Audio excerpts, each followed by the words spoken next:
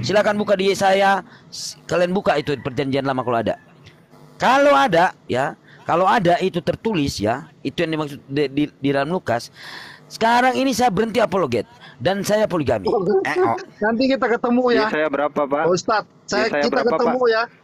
Kalau asal pegang janjinya ya. Iya. Saya akan buktikan. Buktikan Pak, saya berhenti dari apologet, saya lempar handuk dan saya poligami. Tapi pembuktian itu bukan berarti bahwa penulisan itu sesuai dengan apa yang tertera. Oh, nggak bisa Pak. Coba Bapak. Oh, nggak bisa. Cari. Sekarang lu menyangkal nggak tertera. Iya. Karena kalian itu bernarasi berdasarkan penulisan Alkitab. Tetapi kami punya hermeneutika. Ilmu hermeneutika, ilmu tafsiran yang tidak bisa kalian pelajari. Makanya kalau cuma membaca, belajar dulu tafsiran. Hermeneutika. Kan kalian juga punya tafsiran. Ketika kami menuturkan ayat Al-Quran, kalian bilang bukan seperti itu pengertiannya. Tafsirannya seperti ini. Mana guru Nazuma? Sebentar. Coba bacain. Makanya kami harus belajar juga supaya tahu ternyata saya ini yang tafsirannya seperti ini. Ada tertulis demikian. Mesias atau Yesus harus menderita dan bangkit dari antara orang mati pada hari yang ketiga. Tertulis di dalam kitab Taurat, Musa, Nabi-Nabi dan Mazmur. Nggak ada. Dicari nggak ada Pak. Saya 9 tahun, 9 hari, 9 detik sampai sekarang nggak dapat. Makanya kalau ada, saya lempar handuk jadi apologet dan saya poligami. Nah, gimana? Bapak membahas tentang hermeneutik, ini jelas-jelas tertulis. Gimana sih? Ini jelas-jelas hermeneutik apa yang Bapak cari? Ini jelas-jelas tertulis. Lukas menulis, Yesus berkata. Kalau memang tidak ada, berarti penulisan Lukas ini tidak dipenuhi dengan Roh Kudus dan Yesus berbohong. Ya itu kalau nggak ada gimana? Ini perkataan Yesus. Lompat kabur.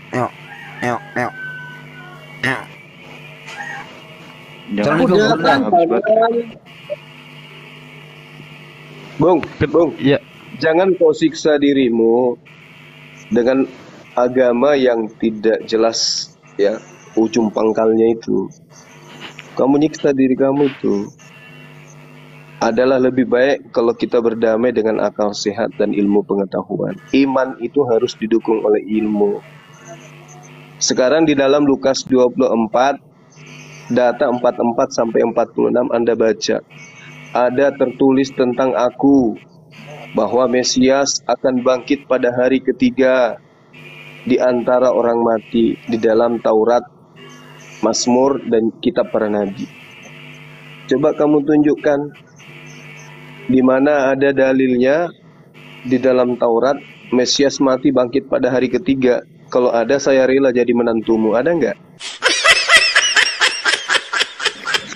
Ya, sampai 2 hari sebelum kiamat saudara tidak akan menemukan data itu. Berarti Lukas 24 itu bukan firman Tuhan. Pernyataanku asal-asalan. Ada tertulis tentang aku di dalam Taurat, Mazmur, dan kitab para nabi, bahwa aku akan mati dan bangkit pada hari ketiga. Di mana tertulis di Taurat itu?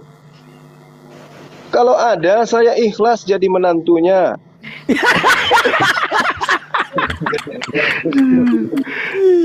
Itu di dalam Mazmur 22 dan Yesaya 53. Tetapi dia tidak mengatakan di situ secara spesifik apa yang digambarkan oleh sesuai dengan perkataan. Tidak seperti dia kan dalam perkataan itu kan dikatakan begini, ada tertulis. Berarti yang kita harus tekankan di sini yang tertulis itu di Mazmur 22. Mazmur 22. Coba kamu bacakan Mazmur 22. Eli lama sabaktani, itu maksudmu?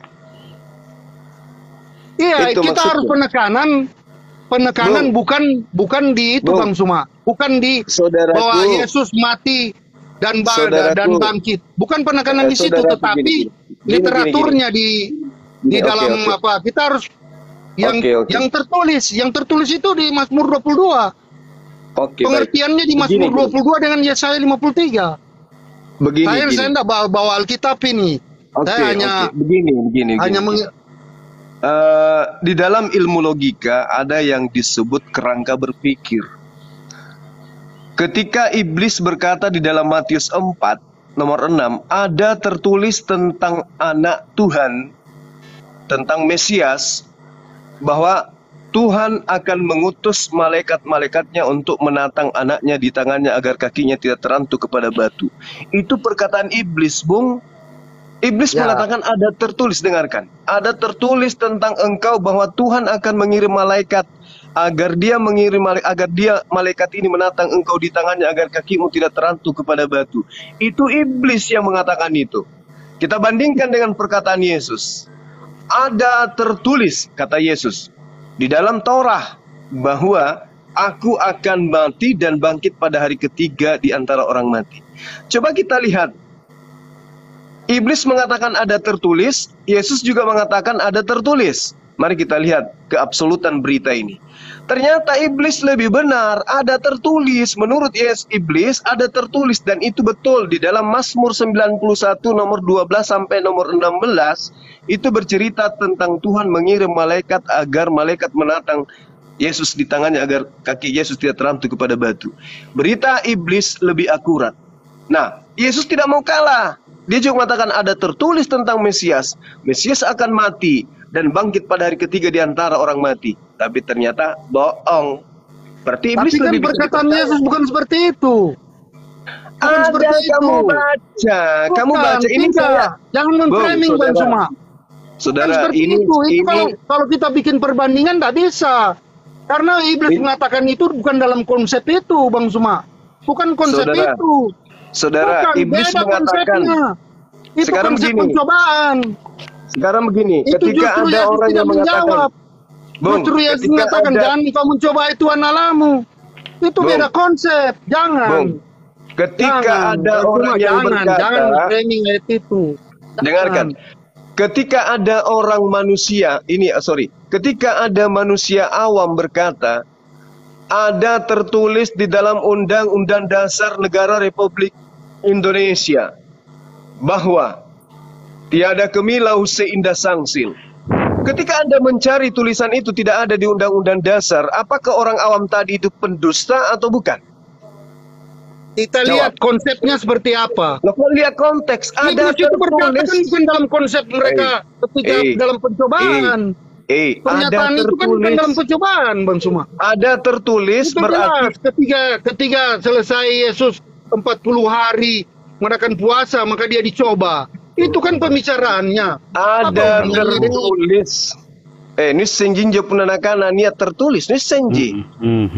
Iya, tertulis tapi beda konsep. Jangan kita samakan konsepnya. Suaranya kecil Gunda. Yesus mengatakan ada tertulis tentang Mesias akan mati dan bangkit pada hari ketiga di dalam Taurat. Ketika tidak ditemukan tulisan itu di dalam Mazmur 22 dan Yesaya 53. Yesus adalah pendusta. Kalau Lukas ya, kalian yang mengatakan itu. Yesus. Makanya Bang Suma, kalau saya pribadi, Lukas ngarang bebas. Yesus tidak pernah mengatakan itu. Bang Suma boleh katakan kepada orang lain. Tapi saya pribadi beriman bukan berarti tidak berakal. Saya beriman betul. Bung, kenapa? Kalau saudara berakal, kenapa Anda kemudian tidak mencari perkataan? Saya mengerti juga. Saya berpikir dalam keadaan diri saya sendiri. Walaupun ada pendeta mengatakan seperti itu, tetapi kita harus berpikir, bukan berarti menghafal. Wah, betul ini ditelan. Kita harus berpikir merasakan apa yang dikatakan. Tidak setera mentah-mentah ditelan kayak kita makan ikan. Kamu tidak malu sama Al-Quran yang mengatakan kamu menipu dirimu sendiri? Tidak malu? Atas dasar apa? Al-Quran mengatakan yukhadi'una Allah walladina amanu wa ma yakhda'una illa anfusahum wa ma yashkurun. Orang-orang kafir menipu, tetapi sesungguhnya mereka hanya menipu diri mereka sendiri. Anda sudah menipu diri Anda ini. Karena kenapa? Kalau dalam surah Maryam dikatakan bahwa kalian harus beriman kepada 3 kitab, Betul. Kenapa kalian membantah bahwa itu kebohongan? Betul, tapi kitab yang dimaksud itu adalah Alkitab. Alif Lam artinya firman Allah Subhanahu wa taala. Tadi katanya nggak percaya Subhanahu wa taala. Kalau tidak percaya kepada Subhanahu wa taala, kenapa kitab Anda sebut Alkitab? Harusnya Biblos atau Biblika. Kenapa larinya ke ajaran Subhanahu wa taala? Begini, itu kan berhubungan dengan bahasa. Kan kita orang Indonesia. Kita orang Indonesia Bang Suma. Al-Qur'an yukhadi'una Allah wal ladina amanu wa ma yakhda'una illa anfusahum. Anda menipu diri Anda sendiri, Bung. Tidak. Seharusnya begini Bang Suma. Ketika apa yang dikatakan bahwa itu Biblos, kalau memang dia asalnya dari dulu, ini kan kita ini kan manusia abad 21. Betul. Kalau memang dia dari dulunya sudah diciptakan berdasarkan pemahaman bahasa Ibrani dan Yunani dan Aramaik di situ, kalau kitab itu keluar, yang jelas saya sampai sekarang itu tidak memakai kitab dengan bahasa Indonesia dan bukan nama Alkitab, bukan nama seperti itu. Tetapi ketika Alkitab itu datang, dan saya sebagai orang Indonesia perwujudannya seperti itu yang saya pahami. Gini. Kalau kalian kan gini. Memang dari Arabnya sudah datang ke Indonesia tetap Arab. Gini, Bung, catatan Lukas mengatakan bahwasanya Paulus itu memberitakan berita dengan menggunakan bahasa Ibrani. Boleh dong saya minta berita yang dituliskan Paulus itu dalam bahasa Ibrani, ada nggak? Iya. Ada nggak? Ada nggak? Seharusnya kita, Bang Suma harus tahu juga. Dalam bahasa Ibrani, apakah dia penyampaian itu ketika dia sampaikan itu kepada orang-orang yang di luar Ibrani? Oh, nggak bisa. Nggak bisa. Harus Ibrani, Bang Suma. Paulus ini dikasih hikmat, oke. Dalam bahasa Ibrani. Dikasih hikmat, oke. Jangan kita ini cara itu hikmat Paulus Bang Suma. Lalu kemudian di dalam Kisah Para Rasul 9, Bang Suma juga hikmat tersendiri yang dikasih. Hikmat saya, hikmat saya. Bahasa Ibrani. Mana perkataan Yesus dalam bahasa Ibrani? Bukan saya. Kalau memang Paulus itu dikasih hikmat bahwa dari Tuhan itu, bahwa kamu harus menyebarkan firman ini dengan bahasa Ibrani, bahasa Aramaik, bahasa Yunani. Kamu harus menyebarkan dengan itu. Yang sampai sekarang pada saya saat ini pasti bahasa Ibrani, pasti bahasa Yunani. Sekarang mana? Kalau begitu mana perintahnya sampaikan berita ini menggunakan bahasa Indonesia? Iya, mana itulah saya bilang bahwa ketika Paulus menyampaikan itu kan dia dikasih hikmat. Bang Suma membahas Alkitab, tahu Alkitabnya 1 Korintus 17 Anda baca, Paulus mengatakan apa yang aku beritakan kepadamu tidak berdasarkan terhadap firman Tuhan, melainkan atas kemauan orang yang bodoh yang ingin bermegah. Bukan. Yang mana yang saya harus percaya dia berkata kepada ketika dia menginjil itu, saya pernah dengar dan baca ayatnya tapi saya lupa. Itu Paulus mengatakan berdasarkan firman Tuhan atau berdasarkan orang bodoh? Dia hadapi bukan orang yang sudah mengerti kayak kita. Dia mengatakan itu, ketika dia memberitakan bahwa dia menghadapi orang-orang pagan. Paulus mengatakan bukan berdasarkan firman, tapi perkataan orang bodoh. Makanya kembali ke hikmat. Apapun yang dia katakan itu. Kacau itu sekali tidak berlaku bahwa itu kisah yang dia sampaikan. Tetapi kalau Paulus berada di saat ini dengan saya sekarang akan berbeda penyampaiannya, akan berbeda Bang Suma.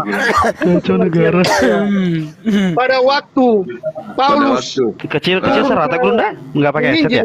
Nah itu yang dihadapi orang pagan kok. Iya siap. Yang jelas dia harus pakai trik. Satu loh Pak Isya ngomong trik, betul. Itu yang kita lihat. Jangan kita melihat bahwa kitab itu ada di satu masa, ada di masa sekarang. Tidak bisa. Alkitab itu ada di berapa masa, dan perjanjian ya surat-surat yang ditulis itu berdasarkan masa pada waktu itu. Udah. PR saudara mencari pernyataan yang tertulis di dalam Taurat tentang Mesias mati dan bangkit pada hari ketiga. Ya, di Mazmur 22 dan Yesaya 53. Jelas di situ.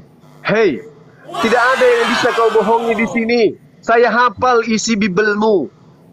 Ngerti? Coba baca Mazmur 22 itu mengatakan. Coba baca dulu Bang Suma. Saya mau dengar. Kan ada Alkitab di sini. Kan ada Alkitab. Coba Mas Eni, coba Bang Mas Suma Eni, baca. kenapa kamu lama Mazmur sekali 22. sorry.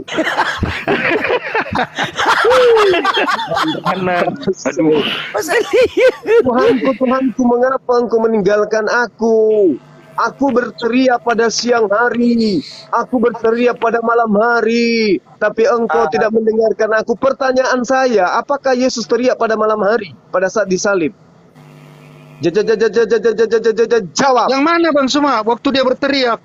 Coba ku baca itu Mazmur 22. Yang saya tahu dia cuma bilang kan Eli Eli Sabaktani. Lah, coba ku baca Mazmur 22. Makanya belajar itu mendengarkan pakai hidung. Pakai kuping. Ya tidak, pemahamannya lain. Makanya saya bilang, jangan Bang Suma memaksakan kehendak Bang Suma dan saya. Kita dikasih hikmat loh masing-masing. Kita dikasih hikmat masing-masing. Siapa suruh Bang Suma bisa kitabnya orang Yahudi tapi bisa mengatakan itu, tapi saya tidak terima. Dikatakan di situ. Loh, jangan memaksakan Bang Suma, nggak bisa. Dengarkan Bung, yang teriak saya nggak pegang Alkitab, saya di tempat kerja sekarang. Saya di tempat kerja, kalau saya pegang Alkitab, saya bisa mengerti juga. Kamu masih bagus mana yang dikatakan Bang Suma, mana dengan pengertian saya. Intinya Bang Suma, apa yang kamu katakan, oke, sesuai dengan Alkitab. Tapi penafsiran Bang Suma tidak bisa. Kamu harus tusukan kepada saya, tidak bisa. Betul. Itu pengarang kitabmu mengatakan bahwa itu adalah nubuatan. Makanya saya bodohi saya. Nggak bisa loh. Kamu menjerat dirimu dengan saya tidak pegang Alkitab. Saya boleh open cam ini, itu di situ dikatakan bahwa oknum itu teriak siang dan malam. Emang Yesus teriak pada malam hari pada saat disalib? Apa dia bilang Yesus teriaknya waktu malam hari? Apa? Malupu kasambalu. Bagaimana bilang Yesus? Mana kayak tertulis? Dia berteriak pada malam hari. Siapa suruh Yesus berteriak pada malam hari? Sekarang mana coba tunjukkan. Kamu bilang tadi Mazmur 22. Coba kamu baca Mazmur 22. Pendengarkan, yang jujur. Itu bagian lain. Sayangnya saya tidak punya kitab. Saya cuma ingat aja. Bang Sidi, cuma ingat aja. Pasien dari mana sih ini, Bang? Ini pasien penghabisan lumayan buat hiburan. Coba biar bisa sampai subuh. Alhamdulillah udah subuh di sini. Coba open cam dulu. Kasih lihat mana ayatnya itu. Nanti kita akan lihat ayat mana yang sebenarnya yang di mana ini Pak. Tadi sudah dijelaskan Gurunda itu. Maksudnya Gurunda itu mana juga di situ yang tertulis mati 3 hari Mazmur. Mana nggak ada. Buka suropen ke Bang Sidik biar dia puas, nggak nyerocos. Ayatnya katanya nggak ada malam hari. Iya, itu juga nggak ada malam hari. Itu cuma satu bagian ayat yang kalian sebutkan. Mana ada teriak pada malam hari sebelum maghrib Yesus sudah diturunkan jam 3 sore Yesus sudah mati. Sudah teriak malam. Iya, memang betul jam 3 sore dia meninggal kan? Sudah apanya? Itu kan pemahamannya. Jadi, berarti siapa yang teriak pada malam hari? Sayangnya, saya di tempat kerja ini, saya tidak ada. Kalau ini sudah mati jam 3. Open cam Pak. Iya, enggak, coba dilihat ayatnya. Itu udah open cam. Belum ada tidurku ini, jangan kedua muka begitu. Muka kayak tari pengbasi. Saya lihat di Komal. Kalian membenarkan diri sendiri. Ayolah kawan. Tidak bisa. Itu harus saya bukan orang Kristen yang seperti itu. Bung.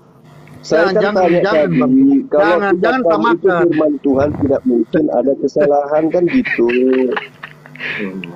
Kalian jangan menyamakan bahwa hikmat kalian itu saya juga dikasih hikmat, bukan binatang saya. Jadi jangan mertawakan seperti itu. Kalian terlalu Kamu ngerti merendahkan. nggak hikmat itu Itulah, apa? itulah umat-umat padang gurung. gurung terlalu merendahkan. Mulai menghujat ini, jangan gitulah, jangan emosi. Kalau diajarin sama Pak Guru, didengarkan, jangan emosi.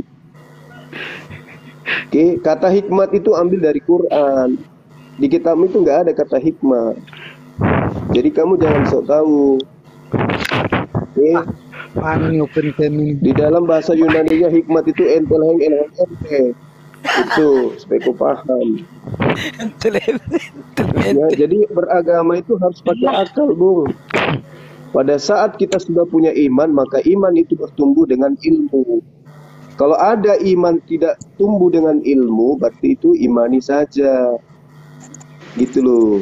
Anda boleh beriman, tapi iman Anda itu harus didukung oleh ilmu. Bagaimana? Ini Guru ndak, ini nih dua ayat 2 ya. Aku berseru kepada waktu itu. Tunggu, tadi kan ngambil Mazmur ya, tapi engkau tidak menjawab dan pada waktu malam tapi tidak juga aku tenang. Namanya dia masih hidup tuh sampai malam. Cek. Sampai malam masih hidup tuh. Aman. Ya, bukan ayat itu kan dulu. itu kan kita baca keseluruhan yang di bawahnya coba.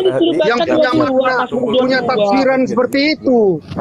Loh, ini bukan tafsiran. Ya, Ini begini. kalimatnya. Sekarang gini, tunggu. Tadi ini maaf, dan ini sama Langsung bisa aja ditembak masuk inian. ya. Nomor. Kan tadi ngomong katanya ini ambil dari Mazmur, Eli. Coba turun ke bawah dulu. Gitu kan. Saya kan tidak menentukan ayat. Itu yang kalian Belum, tadi makanya itu pahami ngomong dulu. Mazmur 22. Saya cuma bilang Mazmur Bawa 22. bukti. Saya lupa ayatnya. Nanti saya baca. Mulai ngaco nih orang nih. Loh, tadi saya bilang ayat kah? Apa saya bilang ayat kah tadi? Belum Mazmur. Tidak ada saya bilang untuk ayat. Saya membuktikan cuma bilang coba baca di Mazmur 22 tapi saya lupa ayatnya.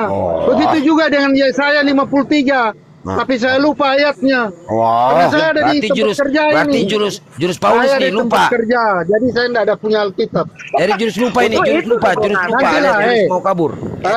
Ini sudah. Oke, nanti saya naik lagi. Ya. Saya akan naik lagi di room. Ya. Nanti pada saat saya siapkan betul-betul Alkitab Ya. dan bisa kita bahas. Kalau Karena saya ada di Pak, tempat kalau kerja ada ini. itu, saya Saya siap ada di jadi tempat anak kerja. Bapak itu ya. Saya di tempat kerja. Kayak gitu ya, Gurunda. Iya, Pak. Saya sudah mau pulang.